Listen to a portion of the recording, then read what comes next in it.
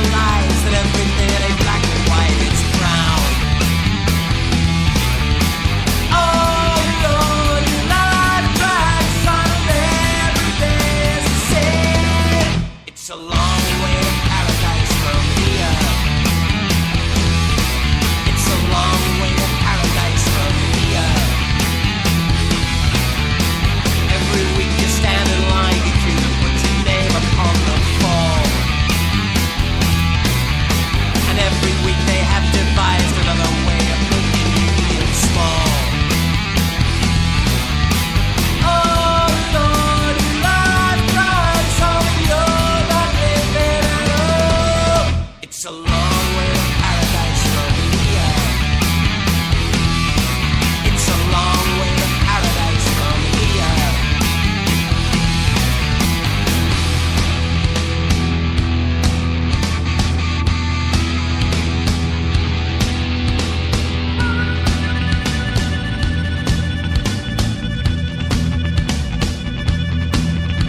You think you're tough, you think you're smart, but they know how to break your heart. They'll chew you up and spit you out, make you start again.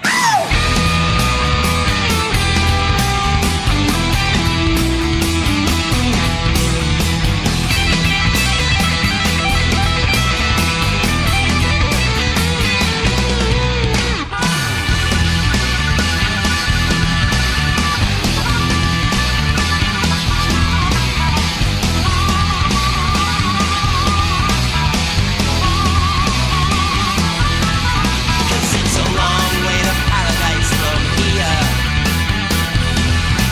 It's a long way to paradise from here. It's a long way to paradise from here. It's a long way to paradise from here.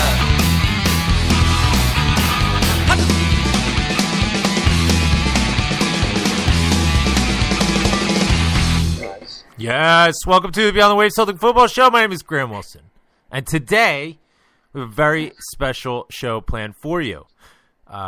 Joining me is a panel from the Plowboys CSC, the venue of the second annual Philadelphia Feile, with a huge rostrum of events that we're going to get the specifics on. We're going to hear a lot about the venue and some of the colorful characters that are basically the residents of this venue week in and week out. Joining me today, let's go through that rostrum that I set up here. Joining me, is it the press officer? Is that your title? Seamus Cummins. I call him the Elvis of Donegal. I mean, if you find a stage for him, he will get up there and he will sing like a bird. It's just fantastic. Seamus Cummins, how are you? You're the press officer, right? Public relations. Oh, okay. All right. Well, it's basically the same thing, right? Yeah. John Joe and I pretty much handle all the Twitter stuff, but website and Facebook, that's pretty much me. See, I picture you in front of like a podium, like with the club's crest on it, like like the president of the United States.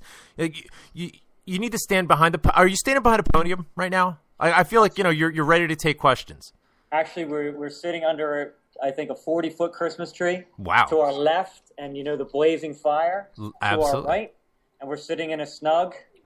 And we got Tim and Fitz on the Guinness, and John Joe and I on the coffee. So we're ready here to have a good chat. Fantastic. And where's the coffin? I think all of our listeners are dying to know, where is the coffin? I don't know. It's decomposing somewhere. As it would, of course. Like the old Rangers, right? They're just wasting away. And that voice that you just heard is John Joe. Welcome to the show, pal. Always good to hear your voice. And Fitz as well, the treasurer of the Plowboys CSC. How you doing, Fitz? What's going on, Graham? Good to hear your voice as well, and looking forward to seeing you all in just over a month's time. But let's get right down to it. Seamus, exactly a year ago, exactly a year ago, the build-up to the first Philly Feile began. Tell us how this all came together, and don't forget to mention, our friend from the Great North that had a hand in it. How did it come together? I mean, it was just so spontaneous, and it blew up into this juggernaut. Well, it originally started out, as you know, Graham, there was a few of us chatting online, deciding we wanted to have a piss-up sometime in the winter. And after the events we had at the Plow the Real Madrid game, we all came to a consensus ourselves, yourself, Deco, the Rev, John Joe, Paulie, and Ball Deep, John, and the rest, and our buddy down in Athens, Chris Long. We decided that we were going to do that here in Philadelphia. So it went from having just a weekend piss-up to saying, let's put on some events. And we decided to call it a Feile, and we put on some music, and we put on, the match, and we created a whole weekend of events last year that turned out having over about 300 Celtic fans descended on the city for a weekend, and we're looking to make bigger and better this year, and we'll talk a little bit more about what we have going on this year. But it was an amazing weekend, a lot of sore heads. Some of us took a couple days to recover, others weeks. The feed of drink that happened that weekend was something truly special, as you know, and we're looking to put on another show here at the Plowboy CSC. No question. Like you said, it started as a sort of a Twitter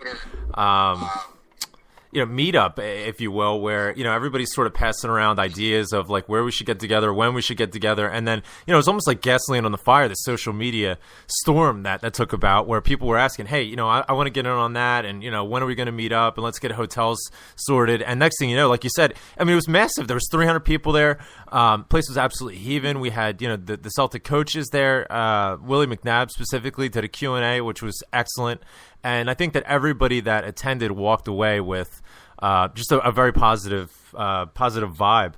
When we first started talking about getting together, could you imagine it growing to that level, that scale? No, I thought initially when we started chatting about it that it might be 20, 30 people. And then, Deco was huge in getting that word spread on the Tim's list and the AFCSC Twitter account, and it just really blew up. Yeah. From that small group that we thought it was going to be to, John Joe working with the local hotel to get quality booking, and everyone here at the Plow, lending a hand and bringing in the music that we needed, and just setting the stage for a phenomenal weekend. Yeah. Tell us about John Joe. I want to get your feedback here as well. Tell us about the Plow and the Stars. Tell us, tell the listeners who are listening in, maybe didn't attend last year's event, but are thinking about or looking forward to coming this year. What's the Plow and the Stars like? Give us a sense for the atmosphere and the environment, the vibe, and the Plowboy CSC, the supporters club that you started there. The Plow's nice. It's located right in the heart of in Philly. We're bi-level, we have an open top, but it's like a home from home. Everybody's made welcome when they come in, and everybody likes to have fun. Sure. And the next person gets drunker than the person before. Fantastic. That seems reasonable. What was the reaction at the Plow after the first Feile? I think the turnout and the experience exceeded everyone's expectations. But what did the staff and the folks behind the Plow? What was their reaction after last year's event? Well, fortunately with the Real Madrid game, it kind of broke them in a little bit. That's true. We're awed by the amount of people that come in the middle of January, come out to have fun, behave themselves. They can't get over how the camaraderie with everybody and how everybody's just best friends. Yeah, no question. What was Seamus? Let me get everybody's feedback here. Let's just go around. What was the big moment from last year's Feile? What stands out as the the time of the weekend, if you will? Seamus, go ahead. Goodness, I think. Well, the result of the match, I think, was great, and that really kicked everything off on the Saturday. Yeah. And once Raymond Coleman started the tunes. And the music just kept flowing, the songs started flowing, and just everyone singing and dancing and jumping around, and quite a few iPhones were broken that night. And, some frostbite was had, and I also to mention having Willie McNabb from Celtic here presenting the club a signed kit. Yeah. From Celtic was something truly special as well. Yeah. The events, Graham, I think. I really can't single out just one because everything worked out so well. It really did. Yeah, you're right. Fitz, what stands out to you from last year? It stands out it was just a great weekend. I love we had all the banners hanging up, from the second floor. You remember that from the balcony? Of course, yeah, it was great. From the Bronx Boys and everybody else's. But I think for me it was actually got up that Sunday, going to come down to the plow with some people, have some breakfast, and then go home and get some sleep. And then some of the boys from Ontario were here, and they wanted to go see the Rocky Steps and a little tour. So I took them on the tour, came back to the plow, and then instead of going home, maybe getting some sleep, next thing you know, it's 3:30 Monday morning, and down there we're taking pictures behind the bar, drinking whiskey. So I finally did get that sleep, but it was like 24 hours later. But it was just a great time because even with all the drinking and everything else, and got buddies from the Bronx busting at the Buckfast wine back at the hotel, but it just everybody had a great time. Everybody got along. There was absolutely no problems. And it was just a great weekend, a lot of fun, and I think this year is going to even be better, man. Yeah, I agree. John Joe, Fitz just brings up pictures behind the bar. I mean, I remember, trying to wind it down on Friday night. It's about 2:15, and seeing you out in the street, and then we go back in for another 2 hours. I mean, it's you are quite a host. I got to say that. You mean I was here? Yes, I can confirm. I don't have any. I had to collect John Joe on Saturday morning, and I get to his house in some state that was. I can't go into all the details, but please don't. It's bad when you're drinking Bushmills out of coffee mugs at 7 o'clock in the morning, and having to get back up here for the blessing up at the memorial. Oh, some sight. Yeah. And the priest from St. Anne's Parish who did the blessing, he came back later that night with a couple of his friends. Beautiful. And we're like, okay, something. Oh, give me the good Irish whiskey. Yeah, stay away from that Bushmills.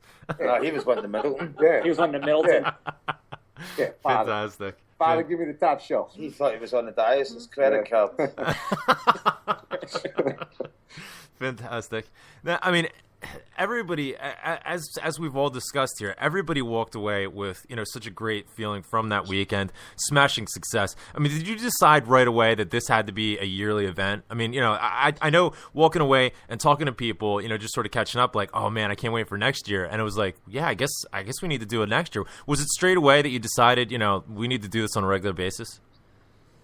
I think the Sunday morning after I had left, I was a puddle pretty much till Tuesday after I got home. But I think once the dust settled and we decided that, it was such a phenomenal weekend, and why not put it on again and again and again. So this is going to be the second year we're going to do it.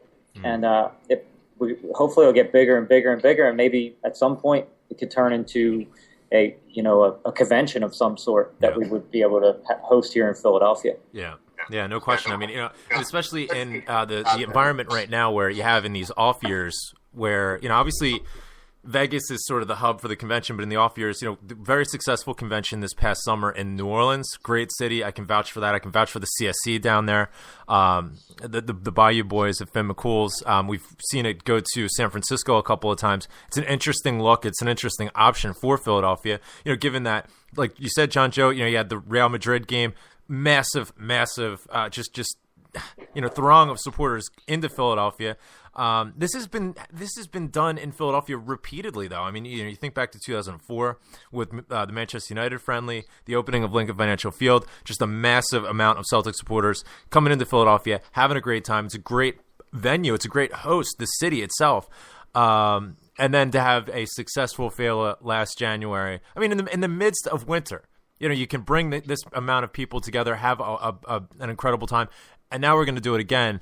I think it speaks volumes to the utility of having one, like I said, one of these off-year conventions in Philadelphia. I think that would be really nice to see. Now, planning for this year's Feile had to start a lot earlier this time around because obviously we want to make it bigger, we want to make it better. And we want to exceed the expectations that we built upon from last year's event. Tell us about the events that you have on tap for the weekend of January 31st.